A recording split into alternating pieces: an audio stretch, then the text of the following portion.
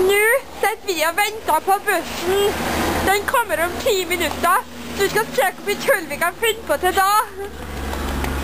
Så tror jeg begynner å bli litt hyperaktiv.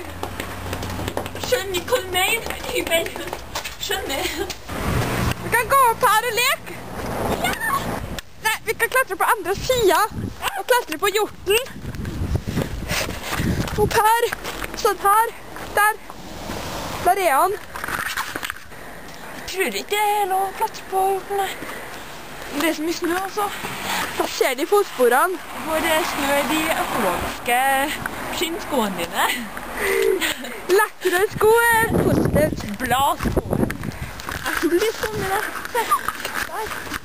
Så tidlig. Herregud, det er jo... Og nå begynner jeg å få tiksene igjen. Og vi begynner på teksten igjen. Jeg kjenner det i nakken.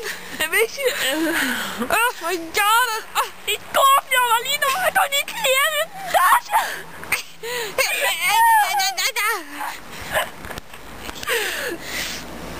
Nå er tiksene mine borte. Tusen takk, Tora. Jeg er for deg. Da blir det jeg fikk med magen vår. Så dum. Du er dum. Og det var pressen.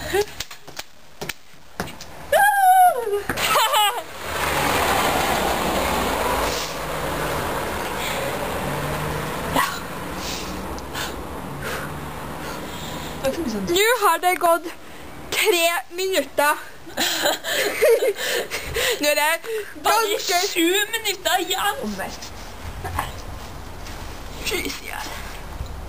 Du må jo kle på deg, ungen. Du må brette. Du må lukke igjen her. Du kan ikke sitte. Jeg har ikke mer knapper. Du kan jo ikke sitte her. Jeg har ikke flere knapper. Du kan jo ikke sitte på den måten. Du må jo liksom brette igjen. Det fryser PC-en min. Antageligvis ihjel. Men jeg trodde at denne batteritingen var ødelagt. Hvordan batteri? Den der som du stikker inn. Ja, men jeg kjøpte meg ny for 800 kroner. For 800 reinsdyr. Ja, og nå er allerede begynt å bli vrien. Jeg skjønner ikke hvorfor det ødelegger. Det er ikke. Du har til og med ødelagt skoene mine. Så blir du hull i dem. Ikke jeg som har ødelagt skjønner dem. ikke Hva du tror jeg gjør om dagene? Jævla reinsdyr. Hvem har kule sko av oss? Alle ser jo at det er jeg. Bladskoene eller Conversene. Vil dere vite en hemmelighet? Denne strømpebuksa her, den ser dere. God og ny.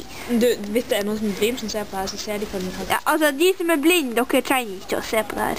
Se, den er klippet av. Hvor Harry er ikke det? Jeg blir med.